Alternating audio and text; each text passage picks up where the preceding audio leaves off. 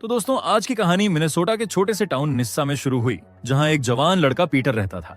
वो food deliver करके अपना गुजारा करता था, लेकिन उसकी फाइनेंशियल कंडीशन बहुत खराब थी। इसी मजबूरी में कुछ समय पहले उसने एक लोन शार्क से पैसे उधार लिए थे। अब वो उन पैसों को वापस नहीं कर पा रहा था, जिसके कारण उसे लगातार कलेक्शन कॉल्स आती रहती थीं और वो मानसिक रूप से और भी ज्यादा दबाव में आ गया था। इसी तनाव के बीच अचानक उसके दरवाजे पर जोर से दस्तक हुई। जैसे ही उसने दरवाजा खोला, एक अजनबी ने उसे इतनी ताकत से धक्का दिया कि वो जमीन पर गिरकर बेहोश हो गया। जब पीटर को होश आया तो उसने खुद को रेबेका के सामने पाया, वही औरत जिससे उसने पैसे उधार लिए थे। रेबेका उसकी देर से की जा रही किस्तों से बेहद नाराज थी और अब पूरी तरह तंग आ चुकी थी। उसे देखकर पीटर ने अपनी जेब में बचे हुए कुछ पैसे उसे सौंप दिए, लेकिन रेबेका इससे संतुष्ट नहीं हुई। उसने साफ चेतावनी दी कि पीटर को जल्द से जल्द पूरा पैसा लौटाना होगा, वरना उसके लिए हालात और भी बिगड़ सकते हैं। ये कहकर वो वहां से चली गई।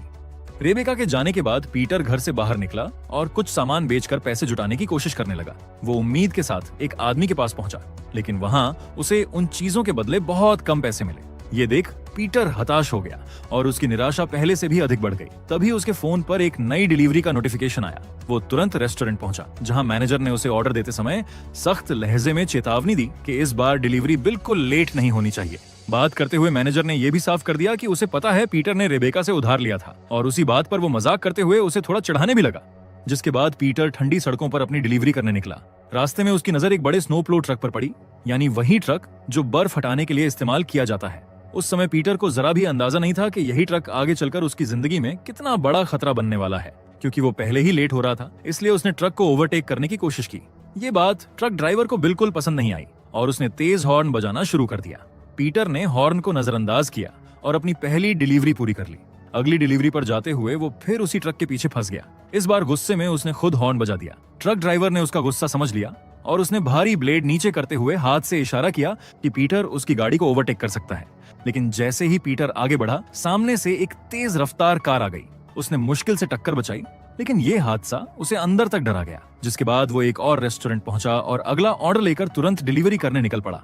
अब अंधेरा हो चुका था, सड़कें सुनसान थीं। अचानक उसे वही ट्रक दूर से उसकी तरफ आता दिखाई दिया। ट्रक ड्राइवर का अजीब और खतरनाक व्यवहार देखकर पीटर घबरा गया। उसने हॉर्न बजाकर रास्ता देने का इशारा किया, लेकिन इससे ड्राइवर और चिढ़ गया और उसने ट्रक तेजी से पीटर की ओर बढ़ा दिया। पर उसी वक्त टाउन का शेरिफ वहां पहुंच गया। उसे देखते ही ट्रक रुक गया, फिर रिवर्स लेकर वहां से भाग गया। ये देखकर पीटर ने राहत की सांस ली। शेरिफ ने उसे डांटा कि वो सड़क के बीच में क्या कर रहा था, लेकिन पीटर ने तुरंत बताया कि गलती उसकी नहीं बल्कि उस स्नो प्लो ट्रक ड्राइवर की थी। शेरिफ ने बात को शांत करते हुए कहा कि शायद ड्राइवर रास्ता भटक गया होगा, और ये कहकर वो वहां से चला गया। कुछ समय बाद पीटर की ऐप ने नोटिफिकेशन भेजना बंद कर दिया। उसे लगा कि शायद अब काम नहीं मिलेगा, इसलिए उसने सोचा कि जुआ खेलकर कुछ पैसे वापस जीत ले। लेकिन किस्मत ने फिर साथ नहीं दिया और उसने अपने आधे पैसे और गवा दिए। निराश होकर वो घर लौट रहा था। रास्ते में उसे लगा कि वही ट्रक फिर उसका पीछा कर रहा है। ये देखकर वो डर गया और अपनी कार तेजी से भगाने लगा, लेकिन ट्रक भी उसी रफ्तार से उसका पीछा करने लगा। अचानक पीटर के दिमाग में एक आइडिया आया। उसने कार में रखा जूस कप उठाया और ट्रक की विंडशील्ड पर फेंक दिया। इससे ट्रक कुछ देर के लिए रुक गया और पीटर आगे निकल गया। वो खुशी से चिल्लाया, लेकिन ये राहत ज्यादा देर नहीं रही और थोड़ी ही दूर बाद ट्रक फिर उसके पीछे लग गया, इस बार साफ इरादे के साथ कि वो उसे मार ही देगा। ट्रक कई बार उसकी कार से टकराया। ये देखकर पीटर ने स्पीड बढ़ाने की कोशिश की, लेकिन तभी ट्रक की हेडलाइट्स अचानक बंद हो गईं। ये देखकर उसके रोंगटे खड़े हो गए। उसे समझ आ गया कि अब ड्राइवर किसी भी कीमत पर उसे नुकसान पहुंचाना चाहता है। जिसके बाद वो किसी तरह टाउन में पहुंचा और एक रेस्टोरेंट में बैठकर खुद को शांत करने की कोशिश करने लगा। तभी शेरिफ नेथन अंदर आया। उसे देखते ही पीटर ने झट से पूरी कहानी बता दी, कैसे उस ट्रक ड्राइवर ने उसका पीछा किया और कैसे वो उसकी जान लेने पर तुल्ला हुआ लग रहा था। ये सुनकर शेरिफ ने पूछा कि क्या पीटर उस ट्रक या उसके ड्राइवर को पहचानता है या उसके पास ट्रक का नंबर प्लेट है। उसी समय एक अजीब सा आदमी दूर से उनकी बातचीत को छुपकर सुन रहा था। पीटर ने मजबूरी में कहा कि वो कुछ भी स्पष्ट रूप से नहीं देख पाया। शेरिफ ने उदासीनता दिखाते हुए कहा कि बिना सबूत वो कुछ नहीं कर सकता। फिर जाते जाते शेरिफ ने सिर्फ इतना कहा कि अगर कुछ और हो तो वो उसे कॉल कर दे। जिसके बाद पीटर अपनी कार में बैठकर दिन भर हुई घटनाओं के बारे में सोच रहा था कि अचानक उसकी ऐप पर एक नया फूड डिलीवरी नोटिफिकेशन आ गया। ये देखकर उसे थोड़ी राहत मिली और वो तुरंत ऑर्डर लेने के लिए रेस्टोरेंट की ओर चल पड़ा। लेकिन उसके मन में अब भी डर बैठा हुआ था और वो दीवार पर लगी एक बड़ी मूर्ति को खाली नजर से घूर रहा था। तभी अचानक बाहर से वही ट्रक का हॉर्न फिर गूंजा। पीटर चौंक कर सचेत हो गया और घबराहट में इधर उधर देखने लगा। उसी पल रेस्टोरेंट का मालिक उसके पास आया और उसे अगला ऑर्डर थमा दिया। जब पीटर ने डिलीवरी का पता देखा तो वो घबरा गया, क्योंकि ये पहाड़ के ऊपरी इलाके का पता था। लेकिन पैसे की सख्त जरूरत के कारण उसने जोखिम उठाने का फैसला किया। जैसे ही वो रेस्टोरेंट से बाहर निकलने लगा, वहीं अजीब आदमी फिर उसके पास आ गया। ये वही आदमी था जो कुछ देर पहले रेस्टोरेंट में उनकी बातचीत ध्यान से सुन रहा था। उसने पूछा कि क्या पीटर सचमुच पहाड़ की ओर जा रहा है। पीटर ने मजबूर होकर हाँ में सिर हिलाया। तब उस आदमी ने उसे डायटलोव पास की घटना के बारे में बताया, जहां 9 रशियन क्लाइंबर्स की रहस्यमयी तरीके से मौत हुई थी और वो हादसा उसी खतरनाक पहाड़ पर हुआ था। उसने चेतावनी देते हुए कहा कि रास्ता बहुत खतरनाक है, इसलिए सावधानी से जाना। ये सुनकर पीटर के मन में डर और बढ़ गया, लेकिन उसके पास कोई दूसरा विकल्प नहीं था। मजबूर होकर वो पहाड़ की ओर निकल पड़ा। डिलीवरी लोकेशन पर पहुंचकर पीटर ने घर के बाहर एक चिट्ठी देखी, जिसमें लिखा था कि खाना पोर्च पर रख दें और टिप लिफाफे में है। टिप का नाम सुनकर वो खुश हो गया। उसे लगा कि लंबा सफर तय करने के बाद शायद उसे अच्छी टिप मिलेगी। जिसके बाद उसने ऑर्डर पोर्च पर रखा और कार की तरफ वापस लौटने लगा। ट्रंक में अपना सामान रखते हुए उसे एहसास हुआ कि चारों तरफ अजीब सी खामोशी है। उसने पीछे मुड़कर देखा तो वहीं बड़ा स्नोप्लो ट्रक खड़ा हुआ था। ये दृश्य देखकर उसका दिल जोर से धड़कने लगा। फिर भी हिम्मत जुटाकर वो ट्रक के पास गया, लेकिन वहां पहुंचकर उसने देखा कि ट्रक पूरी तरह खाली था। वो चिढ़ गया और वापस कार में आकर टिप वाला लिफाफा खोला, जिसमें सिर्फ $14 थे। ये देखकर वो गुस्से से भर उठा, क्योंकि इतनी खतरनाक पहाड़ी पर चढ़कर आने के बाद इतनी कम टिप उसे मजाक जैसी लगी। गुस्से में वो घर की तरफ बढ़ा। उसने दरवाजा कई बार खटखटाया, लेकिन कोई जवाब नहीं मिला। नाराज होकर वो और जोर से दस्तक देने लगा। तभी कोई तेजी से उसके पास से गुजरा, लेकिन वो उसे देख नहीं पाया। फिर ध्यान से देखने पर उसे समझ आया कि दरवाजा थोड़ा खुला हुआ है, इसलिए वो अंदर चला गया। अब पीटर को शक होने लगा कि घर का मालिक मिस्टर प्लो, जिसका नाम डिलीवरी रिसीट पर लिखा था, शायद उसी ट्रक ड्राइवर से जुड़ा हुआ है जिसने आज उसकी जान लेने की कोशिश की थी। जिसके बाद वो लिविंग रूम में पहुंचा, जहां एक साउंड सिस्टम चल रहा था। उसने उसे बंद किया और टेबल पर एक वॉलेट देखा। एक पल के लिए उसने पैसे लेने का सोचा, लेकिन खुद को रोक लिया और सिर्फ ट्रक ड्राइवर की आईडी उठाई, ताकि शेरिफ को दिखाकर साबित कर सके कि वही आदमी उसके पीछे पड़ा था। तभी उसकी नजर टेबल पर रखे एक क्रूसीफिक्स पर पड़ी। उसे देखते ही उसने उसे भी अपने साथ रख लिया। जैसे ही वो घर से बाहर निकलने वाला था, तभी बेसमेंट से तेज आवाज आई। डर और जिज्ञासा के बीच वो नीचे जाने लगा। बेसमेंट का दरवाजा खोलते ही उसका खून जम गया, क्योंकि अंदर एक औरत जंजीरों में बंधी हुई थी। पीटर ने तुरंत उसे छुड़ाने की कोशिश की और चाबी ढूंढकर उसकी बेड़ियां खोल दी, लेकिन आजाद होते ही वो डरी हुई औरत पीटर को ही हमलावर समझने लगी और उसके हाथ में पकड़ा हुआ क्रूसीफिक्स उस पर तान दिया। पीटर लगातार कहता रहा कि वो कुछ नहीं जानता, लेकिन उसने उसे चुप रहने को कहा। अचानक पीटर ने ऊपर से वही म्यूजिक फिर से बजते सुना, जिसे वो पहले बंद कर चुका था। उसने धीरे से कहा कि घर में कोई और भी मौजूद है। तभी पता चला कि ऊपर वाले कमरे में एक हथियारबंद आदमी छुपकर उनकी निगरानी कर रहा था। ये समझकर औरत कमरे से बाहर निकली और पीटर भी उसके पीछे चला गया। वो बार बार कहता रहा कि उन्हें यहाँ से तुरंत भागना चाहिए, लेकिन वो औरत बदले की आग में जल रही थी। दोनों उस अगले कमरे तक पहुंचे, लेकिन वहां पहुंचकर उन्होंने देखा कि वहां कोई नहीं था। पीटर उसे पीछे खींचने की कोशिश कर रहा था कि अचानक वो खतरनाक आदमी दीवार तोड़कर बाहर निकल आया और उन दोनों पर हमला कर दिया। घबराकर दोनों घर से बाहर भागे। बाहर निकलते ही औरत ने गुस्से में क्रूसीफिक्स जमीन पर फेंक दिया और उसे तोड़ने की कोशिश करने लगी, लेकिन तभी वो आदमी फिर प्रकट हुआ। इस बार उसने कुल्हाड़ी से औरत की पीठ पर वार कर दिया। वो तुरंत गिर पड़ी और वहीं उसकी मौत हो गई। ये दृश्य देखकर पीटर सदमे में वहीं गिर पड़ा। वो हत्यारा धीरे धीरे उसके पास आया और ठीक उसी पल जब पीटर को लगा कि उसकी मौत सामने खड़ी है, उस आदमी ने अचानक उसे छोड़ दिया और उसे वहां से जाने दिया। पीटर तुरंत कार में कूदा और पूरी रफ्तार से पहाड़ से नीचे उतरने लगा। उसका दिमाग सवालों से भरा था। ये सब क्यों हो रहा था और उस हत्यारे ने उसे क्यों छोड़ दिया? इसी दौरान उसने देखा कि उसकी कार का फ्यूल तेजी से कम हो रहा है। उसे डर था कि यदि कार रुक गई तो वो आदमी वापस आ जाएगा। वो घबराकर बार बार पीछे देखता रहा, पर वहां कुछ दिखाई नहीं दिया। तभी अचानक सामने से एक पुलिस कार आ गई और उसकी तेज लाइट्स सीधा पीटर की आंखों पर पड़ी। वो घबरा गया। कार पर से उसका कंट्रोल छूट गया और उसकी गाड़ी जोर से एक तरफ जाकर टकरा गई, जिसके बाद पुलिस कार से शेरिफ नेथन बाहर आया। कुछ सेकंड के लिए पीटर ने राहत महसूस की, लेकिन नेथन ने तुरंत उसे डांटना शुरू कर दिया। शेरिफ ने सख्त लहजे में पूछा कि वो इतनी दूर पहाड़ पर क्या कर रहा था। पीटर ने घबराते हुए बताया कि वो सिर्फ एक डिलीवरी करने आया था। ये सुनकर शेरिफ ने समझाया कि ये इलाका बेहद खतरनाक है, क्योंकि यहाँ 9 टूरिस्ट रहस्यमयी तरीके से गायब हो चुके थे। उसने साफ चेतावनी दी कि पीटर को तुरंत इस जगह से निकल जाना चाहिए, लेकिन पीटर अपनी साथ हुई घटनाएं बताने की कोशिश करता रहा। वो बार बार बोलना चाहता था, पर नेथन हर बार उसे बीच में ही रोक देता, जैसे वो उसकी बात सुनना ही नहीं चाहता हो। तब पीटर गुस्से और घबराहट में अचानक चिल्ला उठा कि पहाड़ पर एक बेहद खतरनाक आदमी है, जिसे तुरंत पकड़ना जरूरी है। उसने कहा कि उसी आदमी के घर में एक औरत कैद थी और उसकी आंखों के सामने उस औरत की हत्या कर दी गई। उस घर के बारे में सुनते ही नेथन भड़क गया, क्योंकि वो जगह सालों से बंद थी और पुलिस भी कई बार वहां जा चुकी थी, लेकिन वहां उन्हें कभी कोई इंसान नहीं मिला। उसने झुंझलाकर पूछा कि क्या पीटर नशे में है। तभी नेथन की नजर पीटर की शर्ट पर पड़े खून के धब्बों पर गई। उसने तुरंत पीटर को बाहर आने का आदेश दिया। पीटर ने समझाने की कोशिश की कि ये खून उस औरत का है, लेकिन नेथन को उसकी बातों पर जरा भी भरोसा नहीं हुआ और उसने वहीं उसे गिरफ्तार कर लिया। जब उसे पुलिस की गाड़ी तक ले जाया जा रहा था, पीटर ने बस इतना कहा कि उसकी कार को भी वहां से हटा दिया जाए। नेथन रेडियो पर सूचना देने वाला था कि अचानक पीछे से बेहद तेज रोशनी चमकी। वो चौंक गया और समझ नहीं पाया कि क्या हो रहा है। पीटर डरकर चिल्लाया कि वो तुरंत यहाँ से गाड़ी हटाए, लेकिन नेथन फिर भी उसकी बात नहीं सुन रहा था। नेथन स्क्वाड कार से बाहर आया और सामने आ रही गाड़ी को रुकने का आदेश दिया। उसी पल पीटर अपनी कार की तरफ दौड़ पड़ा और अगले ही सेकंड वही विशाल स्नो प्लो ट्रक तेजी से नेथन की ओर बढ़ा। ये देखकर नेथन ने उस पर गोलियां चलाईं, लेकिन ट्रक पर कोई असर नहीं हुआ और कुछ ही पलों में ट्रक ने नेथन को बेरहमी से कुचल दिया। अब पीटर पूरी तरह समझ चुका था कि ये कोई साधारण इंसान नहीं बल्कि एक खतरनाक राक्षस जैसा आदमी है जो लगातार उसका पीछा कर रहा है और किसी भी हद तक जा सकता है। घबराहट में उसने अपना फोन इस्तेमाल करने की कोशिश की, लेकिन बैटरी बिल्कुल खत्म हो चुकी थी। कुछ दूर चलने पर उसे एक गैस स्टेशन दिखाई दिया। उसने जल्दी से कार में फ्यूल भरा और दुकान के अंदर पानी लेने गया।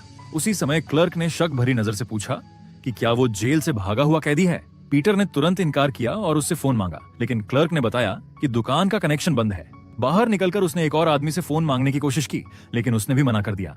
उसी दौरान पीटर ने देखा कि वही ट्रक उसकी ओर तेजी से बढ़ रहा है। ये देखते ही वो तुरंत अपनी कार में कूदा और वहां से भाग गया, लेकिन घबराहट में वो पंप की नली निकालना भूल गया, जिसकी वजह से पेट्रोल लगातार बहने लगा। उसी समय दूसरा आदमी भी ट्रक को आते देख डरकर भागने की कोशिश में था। दौड़ते हुए उसके हाथ से जलती हुई सिगरेट गिर गई, जो सीधे बहते हुए पेट्रोल पर जा पड़ी। अगले ही पल पूरे इलाके में आग भड़क उठी और जोरदार धमाका हो गया। पीटर इस सबको देखकर सदमे में था, लेकिन रुकना अब उसके लिए संभव नहीं था। वो तेजी से आगे बढ़ता रहा। कुछ दूर पहुंचने पर उसका फोन अचानक चालू हो गया और ऐप पर एक के बाद एक कई नोटिफिकेशन आने लगे।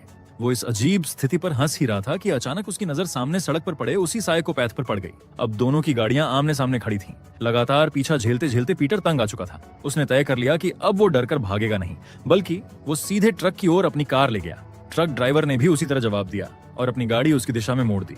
जैसे ही दोनों गाड़ियां टकराने वाली थीं, पीटर ने आखिरी पल में स्टीयरिंग घुमा दिया और बगल की सड़क पर मुड़ गया, जिससे वो कुछ देर के लिए उसकी पकड़ से बाहर निकल सका। अब पीटर रो रहा था और मन ही मन सोच रहा था कि आखिर ये सब उसी के साथ क्यों हो रहा है, लेकिन उसके पास सोचने का भी समय नहीं था, क्योंकि ट्रक फिर उसके पीछे आ चुका था। पीटर ने घबराकर स्पीड बढ़ाई और सामने लगे 35 से कम स्पीड का चेतावनी बोर्ड देख ही नहीं पाया। वो सड़क पूरी तरह बर्फ से ढकी थी और उसकी कार अनियंत्रित होकर फिसलने लगी, लेकिन उसने जैसे तैसे कार को रोक लिया। उधर ट्रक ड्राइवर को पता था कि यहाँ की बर्फ बेहद पतली है, इसलिए वो ट्रक को आगे नहीं ला पाया। उसने दूरी बनाए रखते हुए बस लगातार हॉर्न बजाना शुरू कर दिया। हॉर्न की आवाज के बीच पीटर को महसूस हुआ कि बर्फ नीचे से टूट रही है और पूरा इलाका किसी भी पल धंस सकता है। ये समझते ही वो तेजी से अपनी कार की ओर भागा, अंदर कूदा और पूरी स्पीड से वहां से निकल गया। वो किसी तरह उस जगह से बाहर निकल पाया, लेकिन तभी दूर खड़ा वो पागल हत्यारा अपनी हेडलाइट्स बंद करते हुए धीरे धीरे पीछे हटने लगा और ठीक उसी पल एक तेज रफ्तार गाड़ी अचानक उसकी कार से टकरा गई। टक्कर की ताकत इतनी ज्यादा थी कि पीटर वहीं बेहोश हो गया। कुछ घंटों बाद जब उसकी आंख खुली तो उसने खुद को किसी होटल के अंदर पाया। सामने रेबेका और उसके आदमी खड़े थे। रेबेका के आदमी ने पीटर की जेब टटोलकर पैसे निकाले और देखा कि रकम पूरी नहीं है। ये देखते ही रेबेका भड़क गई। पीटर ने उससे थोड़े समय की मोहलत मांगी और भरोसा दिलाया कि वो सारे पैसे लौटा देगा, लेकिन रेबेका ने ठंडे लहजे में साफ कहा कि उसका समय अब पूरी तरह खत्म हो चुका है। ऐसे तनाव भरे माहौल में पीटर अचानक हंस पड़ा। रेबेका हैरान रह गई और उससे पूछा कि वो हंस क्यों रहा है। पीटर ने कहा कि आज उसे बहुत अजीब लोगों से सामना हुआ है। रेबेका और उलझ गई और पूछा कि वो किसके बारे में बात कर रहा है। तब पीटर ने उस स्नोप्लो वाले साइकोपैथ का जिक्र किया जो पूरे दिन उसका पीछा कर रहा था, लेकिन रेबेका को कुछ समझ नहीं आया क्योंकि उसने ऐसे किसी आदमी के बारे में कभी नहीं सुना था। इसके बावजूद रेबेका के सिक्स्थ सेंस ने उसे किसी अनजान खतरे का एहसास करा दिया, इसलिए उसने अपने आदमी को बाहर फोन बूथ पर जाकर बाकी लोगों को बुलाने के लिए भेज दिया। अंदर पीटर ने रेबेका से कहा कि वो अपनी जिंदगी बदलने के लिए एक फूड ट्रक खोलना चाहता था, यहाँ तक कि सब कुछ लगभग तैयार था। वो खुद का मालिक बन सकता था और धीरे धीरे अपने सारे बिल चुका सकता था। रेबेका ने शांत होकर कहा कि वो उसकी हालत समझती है और उसे लगता है कि पीटर अच्छा लड़का है जो एक दिन जरूर सफल होगा, लेकिन उसने ये भी साफ साफ कहा कि दुख भरी कहानी सुनकर वो हर बार उसे माफ नहीं कर सकती, क्योंकि पीटर बार बार वही गलतियां दोहराता है और अब वो उन्हें नजरअंदाज नहीं कर सकती। उधर बाहर रेबेका का आदमी फोन बूथ से अपने लोगों को कॉल कर रहा था, लेकिन उसे जरा भी अंदाजा नहीं था कि वही साइकोपैथ ट्रक लेकर उसकी ओर तेजी से बढ़ रहा है। अगले ही पल ट्रक ने पूरी ताकत से फोन बूथ को टक्कर मारी और रेबेका का आदमी मौके पर ही मारा गया। टक्कर की भारी आवाज अंदर दुकान के मालिक ने भी सुनी। वो थोड़ा सतर्क हुआ, लेकिन फिर वापस अपने काम में लग गया। तभी दुकान के दरवाजे पर जोर से खटखटाहट हुई। दरवाजा खुलते ही अंदर कुछ अजीब आवाजें गूंजी। पीटर ने उन आवाजों को सुनते ही पहचान लिया कि ये कौन हो सकता है। वो डर से जम गया, लेकिन रेबेका ने उसे चुप रहने का इशारा किया। फिर रेबेका हथियार लेकर धीरे धीरे आगे बढ़ी। दरवाजे के पास पहुंचकर उसने देखा कि दुकान का मालिक फर्श पर गिरा हुआ है और उसी क्षण वो साइकोपैथ अंदर आया और एक वार में रेबेका को बेहोश कर दिया। ये आवाज सुनकर पीटर घबराकर किचन की ओर भागा। उसने लाइट्स बंद की और एक कोने में छिप गया। कुछ ही देर में वो साइकोपैथ किचन में आ गया और पीटर को ढूंढने लगा। पीटर सावधानी से जगह बदल रहा था, तभी उसके हाथ से गलती से एक चम्मच गिर गया। आवाज सुनकर साइकोपैथ उसी दिशा में बढ़ने लगा। ये देखकर पीटर ने पास रखा फायर एक्सटिंग्विशर उठा लिया। जैसे ही वो आदमी उसे पकड़ने के लिए आगे बढ़ा, पीटर ने एक्सटिंग्विशर से उस पर जोरदार हमला किया और किसी तरह वहां से भाग निकला। बाहर निकलते हुए उसकी नजर रेबेका पर पड़ी, जो धीमी आवाज में मदद की भीख मांग रही थी। लेकिन हालात इतने खतरनाक थे कि पीटर उसके पास रुक नहीं सका और जान बचाने के लिए तुरंत अपनी कार की ओर भाग पड़ा। भागते हुए पीटर सोच रहा था, पुलिस आखिर होती कहाँ है जब उनकी सबसे ज्यादा जरूरत पड़ती है। आगे जाकर उसे एक साइन दिखाई दिया जिस पर लिखा था कि सड़क बंद है।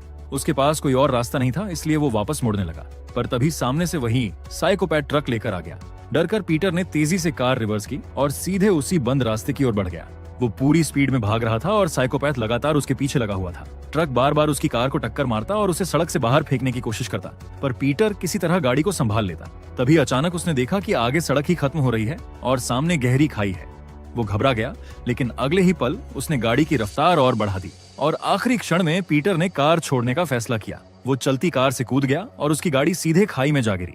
ट्रक भी कार के पीछे पीछे नीचे गिर गया और नीचे एक भयानक धमाका हुआ। पीटर थोड़ा संभला और नीचे झांककर देखने लगा कि वो साइकोपैथ सच में मरा है या नहीं।